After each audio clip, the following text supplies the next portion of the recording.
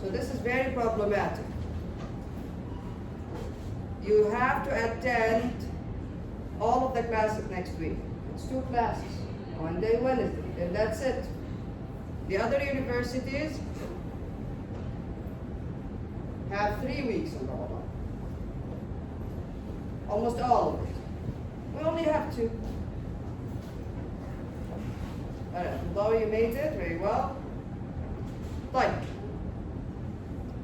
So, last time we started to talk about objects and classes. Very well. And then what did we learn about? طيب, let's see. Najib, Mr. Kayf, just close the door, please. Please, thank you so much. Okay, so we talked about objects, and we started talking about objects and classes. And what did we say? We said in order for us to be able to create an object, we need to create what first? We don't call it a template, but we call it a class. Very good. We need to create a class first. After you create a class, you can then create objects from that class. And the class basically can represent any real-life entity. It can represent a student. It can represent a table. It can represent a tree. It can represent a bank. Because each of these entities has something that identifies it. Last time we talked about the circle. It was actually a simple circle. It's a bit different from this class. We talked about the circle class, and then we looked at the example of the simple circle class. So we looked at the class and we created objects from that class. We also saw that we can actually manipulate the data fields and call the methods using the objects. We also learned about UML, Unified Modeling Language, class diagrams, and how I can create a class using a UML class diagram. I can give you a UML class diagram, and then I ask you to create a class from the diagram. Right. Let's look at another example today. Yeah, what is the name of this class? Aywa? What is the name of this class? TV. There we go. So the name here is TV. Now this is, again, another example of a UML class diagram. So this is what it looks like. The name of the class here, the data fields. Again, the data fields, what are data fields? Variables that are defined outside all of the methods. These are the data fields. Then we have the method starting with the constructor. And we learned about the constructor. The constructor is a special type of a method that gets called when you create the object, when you actually use the new keyword. Type. Now usually, just on the right side here of a UML class diagram, we have simple explanations of each of these items, let's say. So here we go. Here we go. So the name of the class TV. This class has 3 data fields. Channel, its type is what? Int. Volume level, int. On, bool. Okay, good. And then here there is an explanation of each of these. See here, a class. When you create an object from this class, I can represent a TV in code. Type. Channel, what do I need this data field for? The current channel. It can be 1 to 120 of this TV. Volume level, the current volume level, 1 till 7 of this TV. On indicates whether this TV is on or off. Right, here now. There we go, here. We start with the constructor. How did I know it's a constructor? How did I know this is a constructor? Very good, very good. A constructor has the exact same name as the class. And it does not have a return type.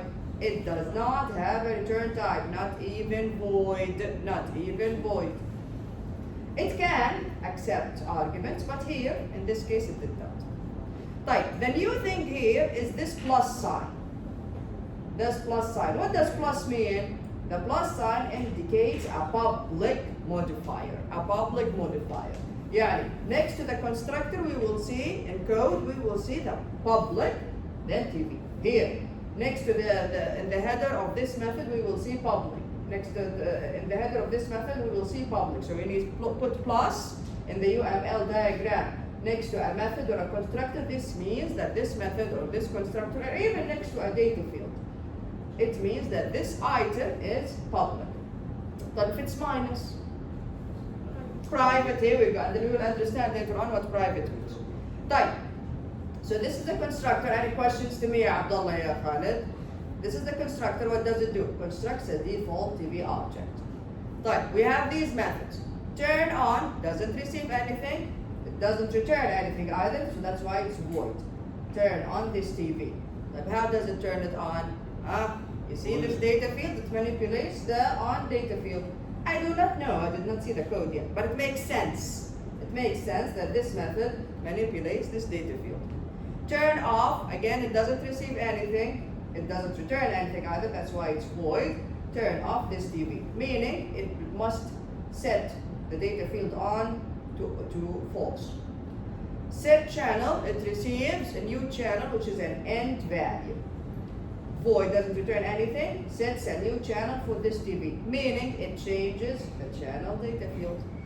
Set volume, it receives a new volume level as an end. Again, it doesn't return anything, it sets a new volume level for this TV, meaning it changes the volume level data field using the value that it receives.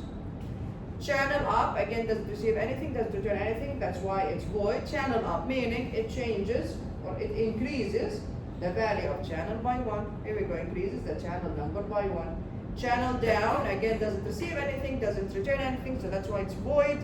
Decreases the channel number by 1. There you go, this is the channel number. Volume up, the same thing, increases the volume level by 1. Volume down, decreases the volume level by 1.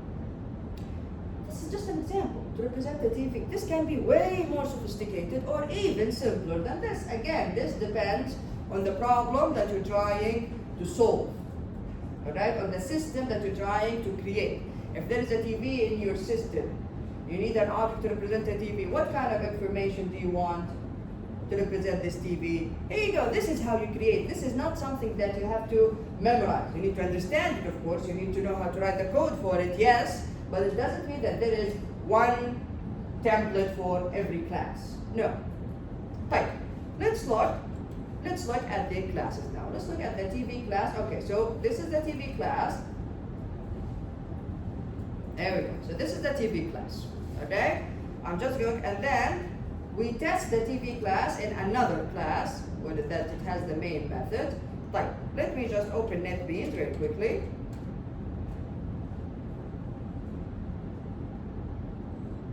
Alright. Alright, so okay. I don't want to create a new chapter, even though a new project, even though I should, but it's going to have, and we'll have a lot of, okay, so that's why I'm just going to create the TV class in the same project. So here we go. Right click, the package, new, Java class or Java main class?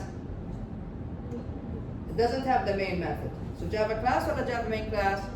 Java class, very well. Alright, so Java class, the name here is TV, finish. Alright, here we go, public class, TV. I'm just going to copy the entire code from here, go over there, paste it. Very well. There we go. And then, the other class, where we create objects from the TV class is named test TV. So again, I told you about this before. This is usually what we do. A Java project has one class that has the main method and then a bunch of other classes. And then inside the class that has the main method, we create objects from those other classes. Basically, we construct our system. In the class that has the main method, what do? We create our system. That's what we do. Fine. Let me just go back here. So I have this. It's only a main method, nothing else. Does this mean that the main method should be in a separate class? No. Did I say that? I did not say that. Did I say that? I did not say that. I did not say that the main method must be in a separate class. Because since we get so used to this concept, we think that it's a must. No, it's not a must. You can always have the main method here inside the TV class. No problem. You can. But it's confusing, and then we want to separate the mainline logic of our system from the classes that we create the objects from. We want to separate those two. It's better structure. So here we go. So this is the TV class. Madawi, come sit here, the front row. Quickly, quick. So public class TV. Here we go. I have 3 data fields here. Channel, which is int. It has a value, a default value. Does every data field have a default value? Do I need to give it a value from the get-go? No, I don't need to. Here I did 1. Int volume level is 1. Boolean on is false. Alright. Then I have, here we go. This is, what is this? What do we call this? Constructor, very good. Public, yeah, this one has a modifier. Public, no return type, nothing, not even void. It's wrong, it's a syntax error. It will not let you run if you put a return type in the constructor. Public TV doesn't receive anything in this case, and there is nothing here. Like, what will happen when I create an object of the TV class? It will use the default values of the data fields, which are 1 for channel, 1 for volume level, and false for on. Since the constructor doesn't do anything. Then, yeah, here we go. We have the rest of the methods now. Public void turn on. What does it do? It changes the value of the data field on to true. Public void turn off. It changes the value of on to false. Public void sit channel. Now, here I have an if statement. Yeah, I need to check that the TV is on, and then that the value that this method receives, the energy, is between 1 and 120. Here we go. There is a constraint here. I only have 120 channels, correct? So if on, and if this is true, and at the same time, this value, the value that I receive is between 1 and 120, then go ahead and change the channel. Otherwise, don't do anything. Later on, inshallah, when this becomes more sophisticated, I need to tell the user somehow. If they send an invalid value, I need to tell the user somehow that the channel did not change because the TV is off, for example. Okay? Or I can do it from the main method from there. Again, this can be very sophisticated. Type set volume. I receive an int value. Again, I need to check, is the TV on? If on, and at the same time, the volume level is between 1 and 7. Again, this is a constraint. This is a constraint. Of course, yani, in every TV, there is a certain limit to a volume level. In every TV, there is a certain number of channels. So if on and this value is between 1 and 7, go ahead and change the volume level. Otherwise, you will not. Type channel up. Again, if the TV is on and if the channel is less than 120, yes, I can then increase it by 1. But if it's at the last channel, can I increase it by 1? I cannot. Here we go. So if the channel is less than 120, go ahead and increase channel by 1. Channel down. Again, if the TV is on, so if on and the channel is greater than 1, then I can decrease it by 1. Otherwise, if it's 0, or sorry, if it's 1, and then I cannot decrease it. If it's greater than 1, here we go, channel minus 1. Type volume up, if on. Again, the volume level is less than 7. I can increase it by 1. Because again, the maximum number here is 7.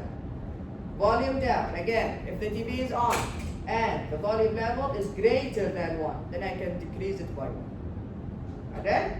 Later on, we will make this more sophisticated by actually telling the user that, I could not change the volume, I could not change the channel, etc. But let's see what happens in the test class, where we actually create objects from this one.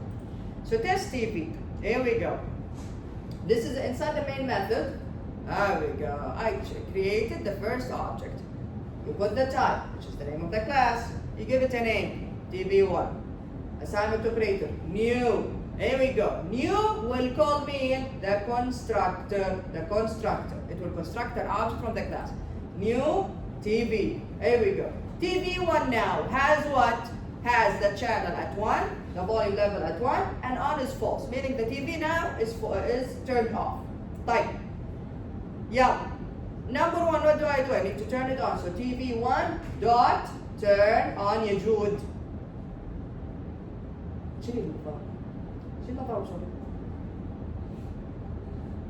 TV1 dot turn on. Here we go. The turn on method for this object gets called. So go ahead. Turn on gets called. What happens to the on field for that object becomes true. Very good. Yeah. TV1 dot set channel 30. We go to set channel. Start executing. 30. It receives 30 here. F on, yes, on is true. Excellent. And the new channel, yes, 30 is between 1 and 120. Go ahead, change that channel. TV1 dot set volume 3. Alright. Set 3 to set volume. Here we go. Now, Abdullah. So 3 is received here. Yalla, F on, yes, true. Is the volume between 1 and 7? Yes. Go ahead and change the volume. Create another object. TV.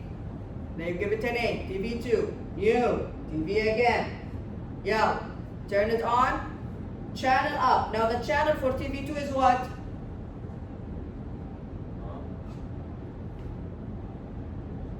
The channel for TV2. What is the number of the channel for TV2? After this statement. It's 2. It starts here at 1. When I construct the TV, by default the channel is 1. Yalla, channel up, it increases the channel by 1, which is 2. Channel up again, 3. Volume up, 2. There you go. There you go. Type. Finally, yalla, TV's 1 channel is, what is TV 1 channel? TV 1's channel. 30. TV 1 dot set channel 30. You see here, I created different objects from the same class, just like when you choose a template for a Word file, for example. You can create 100 files from the same template, but all of these files are distinct, are different from each other. You change one file, it doesn't change the other. You change one object, it doesn't change the other. Type. I'll get back to the question in a second. So TV's 1 channel is plus TV1 dot channel. We can access, for now, we can access the properties of each object using the dot notation. So like this, TV1 dot channel, this will access the channel for TV1, and the volume level is TV1 dot volume level. TV2's channel is TV2. Okay, what is the volume level for TV1? 3, very good. Type. TV2's channel is TV2 dot channel, which is 3, very good. It was 1 here, 2 here, 3, very good. And volume level is 4. 2, very good. So it was 1 here, then 2 here. كيف صارت 4؟ Was 3 up. حقت مين 3؟ Volume. حقت مين؟ Which object? TV1. TV1. And is this TV1? TV2. There we go. There we go. What was your question? Why isn't the volume start? What is it? The volume, why can't it start with zero? Because you made it start with 1. Hey, the code. Yeah? If you did not do that, that's another story. Fine. Let's run this now. So I'm going to run test TV. Here we go. TV1's channel is 30 and volume level is 3. TV2's channel is 3 and volume level is 2. Questions, everyone? Questions? Questions so far? Fine. Constructors. Now, يعني, inshallah, we will not learn much new thing. I try my best to show you everything in code. Yeah, constructors. Constructors. What are constructors? A special kind of methods that are invoked, called to construct objects. When you create the object, the constructors are called. Like, for example, this from the circle class. This constructor is called if you don't send anything to it. Here, this one receives a double value. This one changes the value of the radius. Here it just chooses the or uses the default value of radius. طيب. A constructor with no parameters like this one is referred to as a no argument constructor. Constructors must have the same name as the class itself. Constructors do not have a return type, not even void. We don't put anything in the return type. If you try, it's a syntax error. The compiler will not let you run the code. Constructors are invoked using the new operator when an object is created. Constructors play the role of initializing. What? This is the first time I hear the sound of my watch. See, this is what happens when you have a toddler just running around, changing everything, just أكيد بنتي بتخرب الساعة. I know. Okay. So constructors are invoked using the new operator when an object is created. Okay, I have to figure out how to. Oh, here it is. Okay. So constructors are invoked using the new operator when an object is created.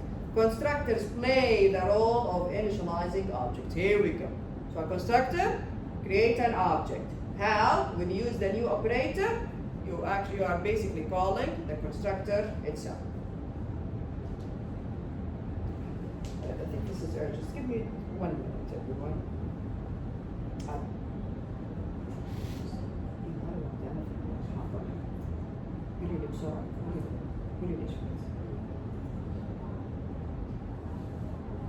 تحتاج اليوم؟ بكرة نبدأ إن شاء الله.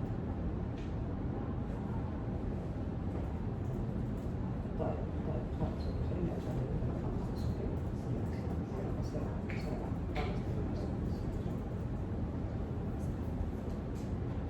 Okay. طيب. Here we go. Creating objects using constructors. Again, new operator, the class name. This is how I create objects using constructors. Example, new circle, like this, or new circle, and then you set them back. By the way, a constructor, you will see later on, inshallah, when we are creating, let's just say, for example, an object of the type student. A student has a lot of data fields, right? They have an ID. Hi, Dana. Yeah, you know the drill. They have an ID. They have a first name. They have a last name. They have a date of birth. You can have a constructor that receives all of these values. So it doesn't have, just because we have simple examples, a constructor that receives only one argument, doesn't mean that all constructors are the same. No, a constructor can receive 100 arguments, no problem. Again, this depends on the class that you are creating, on the problem or on the system that you are trying to build. Type. Default constructor. What happens? What happens if I create a class and I don't put a constructor in there? Okay? So what happens if I create a class and I do not put a constructor in there? A class may be defined without constructors. No problem. Like, what will happen in this case? A no argument constructor, something similar to this, okay?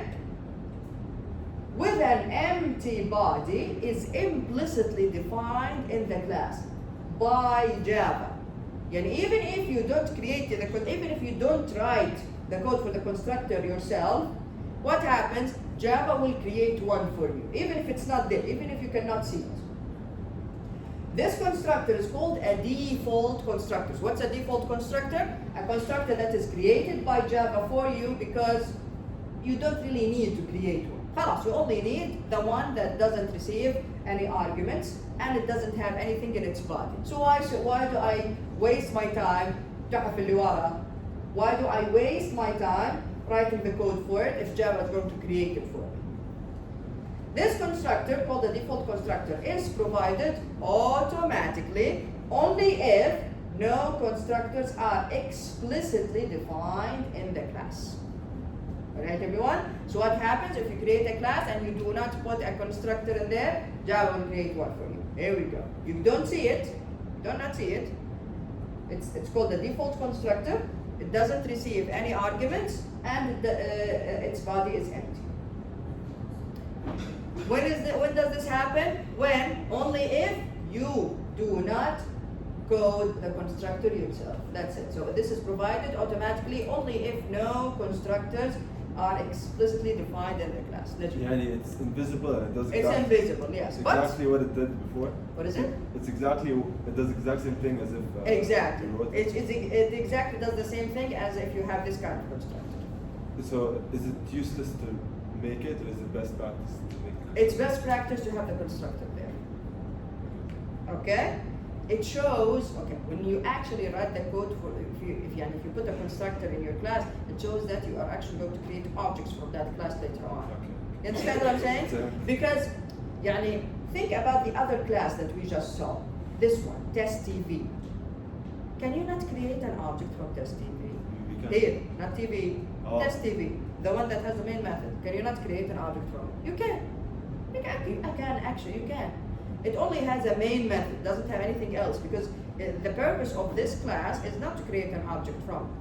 But technically speaking, we can create an object from. Okay. You understand why? Because I did not create a constructor there, it is provided by Java. Understood. Yeah.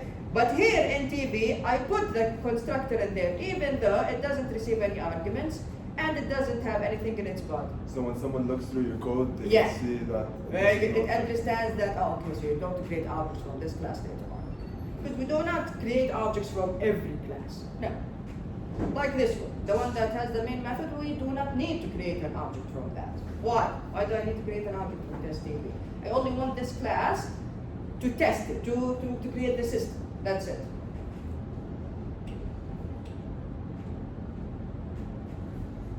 Right. Later on, by the way, we will go back to constructors, and then this here, this what Java actually does, will create a problem later on for us. But we will, inshallah, learn in detail how we can fix that, or how it works basically, technically in Java. طيب, declaring object reference variables. To reference an object, assign the object to a reference variable. Basically, just like that. It's very simple. To declare a reference variable, use the syntax, use the class name, then you have the variable. Here we go. Circle, my circle, TV, TV1, or my TV, or whatever. Alright? I told you before. You see, with primitive data types, and double, etc., these are primitive data types. When you create a class, you are also creating a type. You are also creating a type. So that's why we can have, here we go, we can have the class name here before the name of any variable, before the name of any variable. Can I declare and create in one statement? Yes, of course. Again, the class, the name of the variable, sum operator, new, the class, again, this depends, and then parentheses, and then this depends on the constructor that you are using, whether it receives arguments or it does not, and this is an example. Circle, my circle, new circle, here we go. طيب, accessing the members of a certain object. What do we use to access the member of a certain object? Dot notation, dot. Use the variable name, dot, like this. So referencing the object's data, you use the variable, dot, and then whatever the name of the data. For example, my circle.radius. For example, TV1.channel, TV1.volume level, etc. Methods, the same thing. Use the variable name, dot, then the name of the method. Here we go, my circle.getArea, TV1.channel up, for example. Alright, and this here is an example. So circle, my circle, and use a type. Circle, my circle, what happens? Declare my circle of the type circle. Create the object itself using the constructor. What is the radius for this object?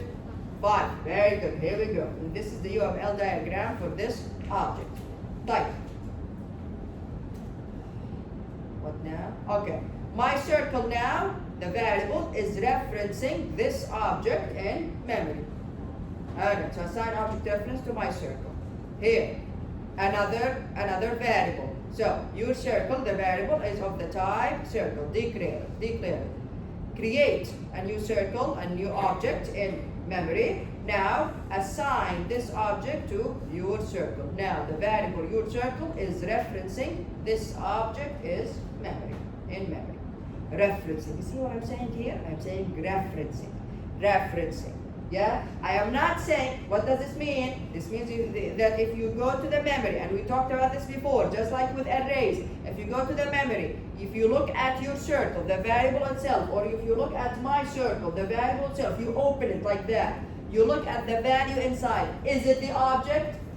No, it's not. This is not primitive data type. It has a reference, which is the memory address of where that object is created or is stored in memory. Just like arrays, Primitive data type, no. You go to memory, you open the variable, you find the value there.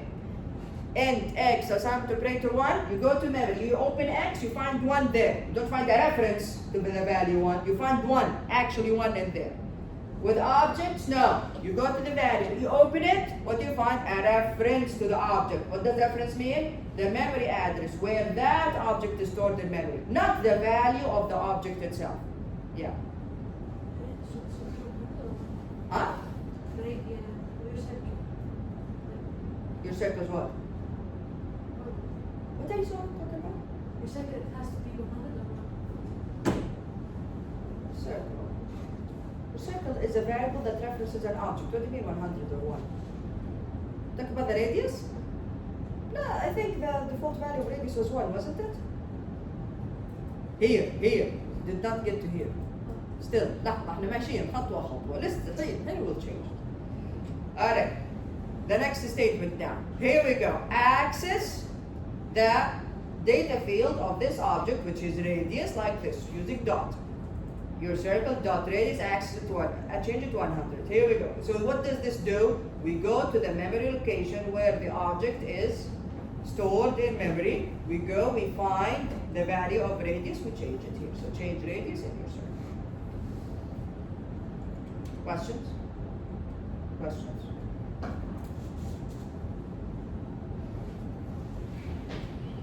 Oh, Wait, sorry? yes. Oh, good question.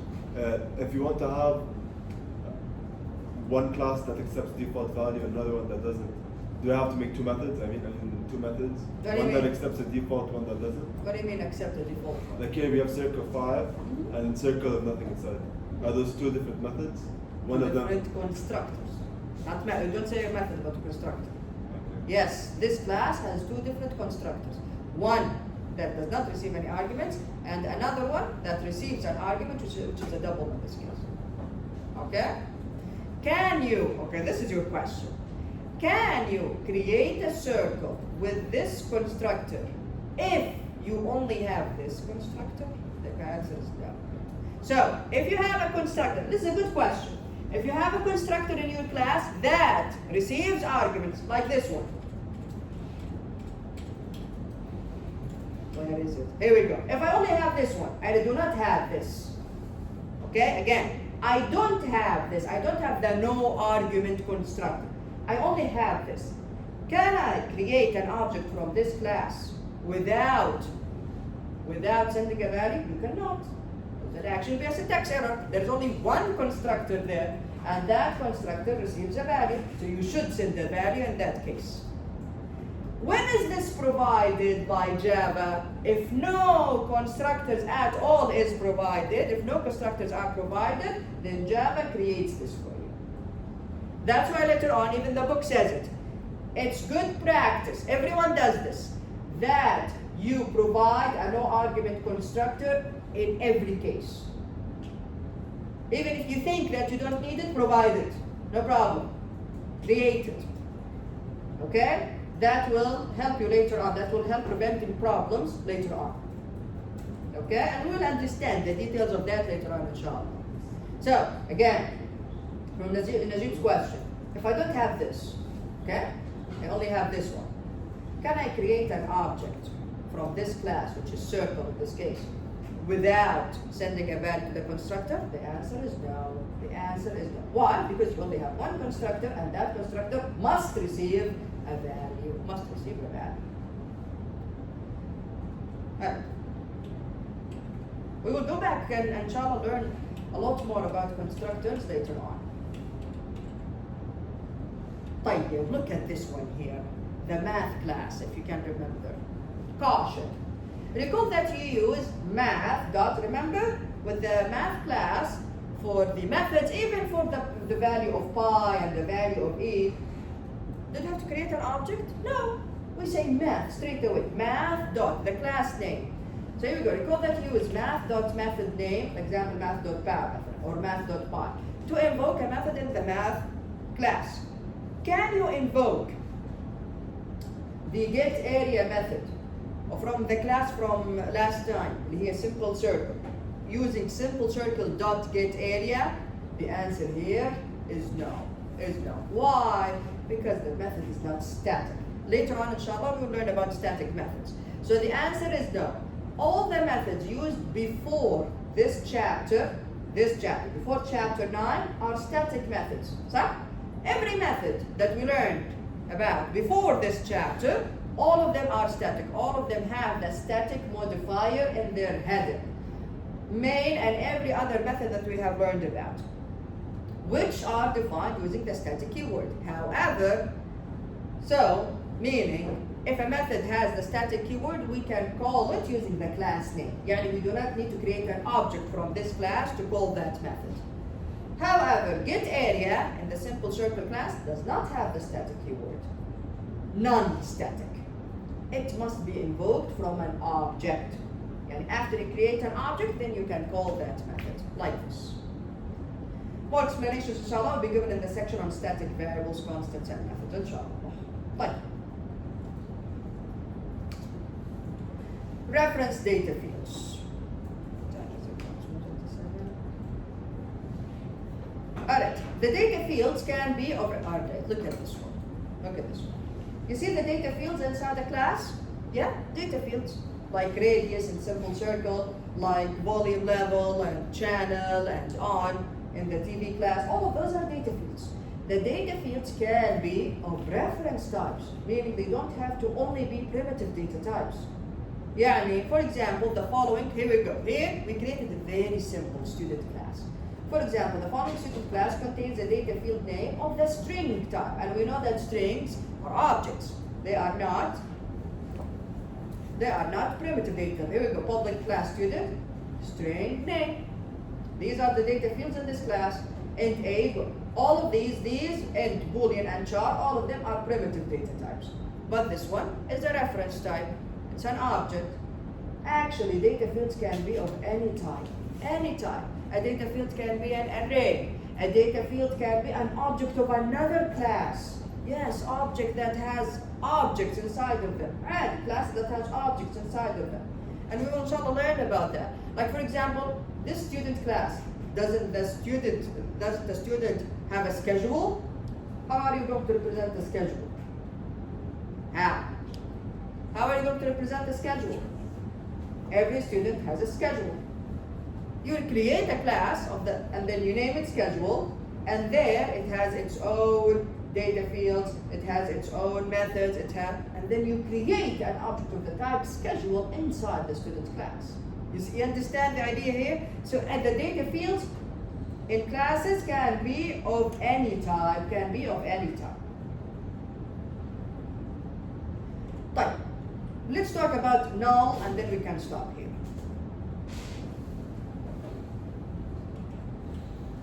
What is null?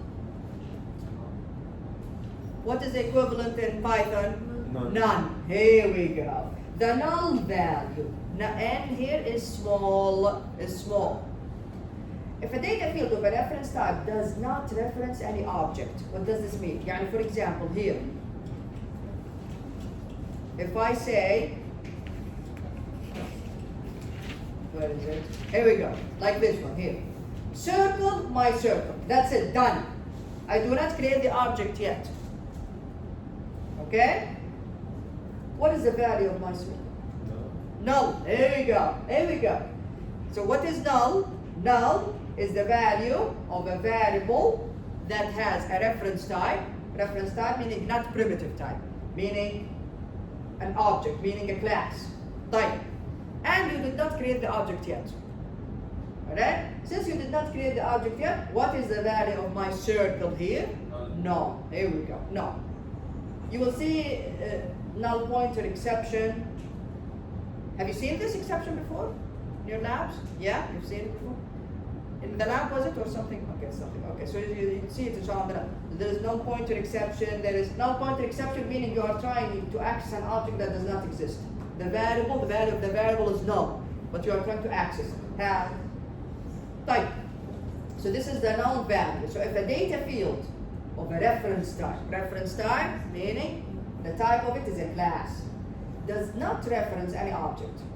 The object does not exist. Maybe you did not create it, or maybe something went wrong. Maybe you thought you created it, but something went wrong in your code.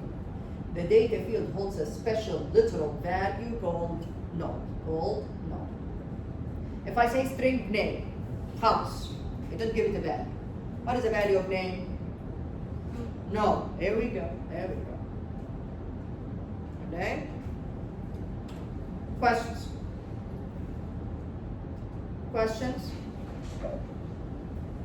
Type. Today is what? Today is Wednesday, right? Today is Wednesday. Okay.